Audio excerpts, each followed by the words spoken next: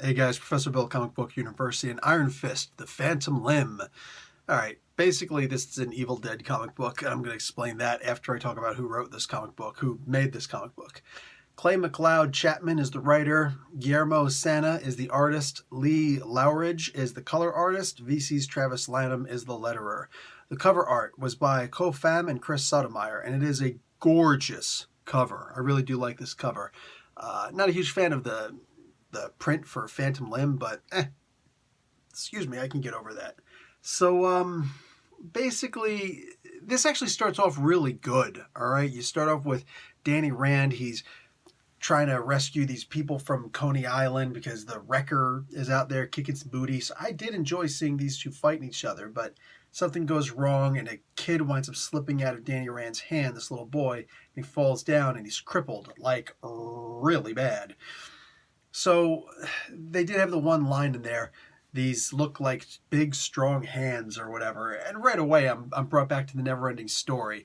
I think that was part one, Neverending Story part one, if I remember correctly. The big stone guy towards the beginning.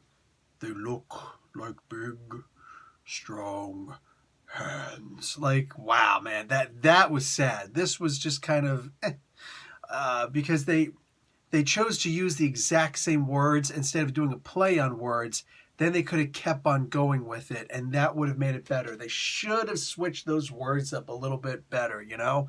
Like, I've always been able to rely on my hands, these hands of iron, you know? Or even the way that it was originally things, like a thing made of iron, you know?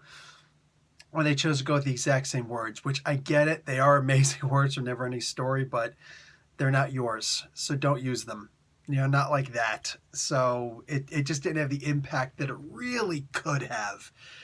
More than that, basically, he's walking around and some demon thing is going around and he's, what do you call it? He's grabbing palm readers. It's kind of weird. And he's breaking all their bones, and demons are hiding in their bones, and I don't understand what's going on. I don't think we're meant to really understand what's going on. 2 chapters of this, man, and they actually, you know what? This is just I'm gonna really have some fun with it. This is the first chapter that I'm talking about right here. There's gonna be a 3-issue story. You know how this works. The digital only comic books, and there's gonna be 2 comic books in each comic, so 2 chapters. They're double sized. Pretty good bang for the buck. But eventually the kid, he gets possessed by this demon, a Yongu demon, I think it's called, and comes after Danny Rand. It's like, ooh, I like your body. This body's weak. I want your body. So they start fighting, and here's the thing that happens. Danny Rand actually loses his arm, his hand. He gets his hand cut off at the wrist. That was expected and yet still unexpected, you know? It's such a, wow, really freaky, scary, messed up thing to happen. Then the second issue happened. All right, the first issue by itself was like, wow, where are they going to go with this? Because this is messed up. The entire next issue is basically Danny Rand fighting himself. Now he gets, like, between these issues, he's punching himself in the face and in the gut and all the little, you know, silkworms reverse, you know, tooth nibble or whatever these nibble, you know, Dove's tiger scratch and Dove's peck, you know, whatever. They're naming all the moves, which I like that. I like that. But these weren't the best names for the moves to begin with. And after that, it just, he's literally beating himself up because he lost control of his hand. There was the movie Idle Hands that I never saw, which is like that, but I did see the Evil Dead Part 2. And that's just, come on, man. I've seen this movie. I read this before. So basically, yeah, he loses the hand. Then he has to chase the hand all throughout town. He's going after a little baby in a stroller and chasing all over downtown looking for the hand. And there's demons attacking him while the hand's, you know, making a strategic withdrawal, then coming back and smacking around. And meanwhile, the demon's still coming up and riding on his shoulders and stuff and talking about, you ruined my body. Now I got to make a new body. Demons are trying to eat him. And the whole thing, it just comes off as more silly than anything else. And that really saddens me. because this was such a wild concept that he lost his hand. Holy crap.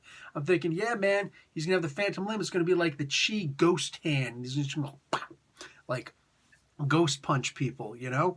That'd be kind of cool. I dig that. But nonetheless, this is, it really just failed on almost every aspect that you can imagine. The art was pretty decent for all intents and purposes for what this story was. It had to be really weird, and here's the key word, twisted art, because we are talking about demons possessing humans. So I think that it's exactly what this comic book called for. I'm just not a big fan of the execution of this. Like I said, man, I've already mentioned three movies, Idle Hands, Neverending Story, and Evil Dead. I mean, what else? I bet you if I look more in these two issues, this one issue, these two chapters, I bet you I find more movies in there. And I can almost promise you there are more movies coming up in the next two issues. So I'm not interested in reading a comic book that's basically just movie reruns or remakes, So, oh my God, my hiccups are terrible. So if you like this comic book, awesome. Awesome. I wish I were in your camp. But as for me, it's not I could take it or leave it. I'm just going to leave it. I will not be reading the next two issues because I don't like to give bad reviews. Anyway, that's that. Professor Bill, Comic Book University. Class dismissed.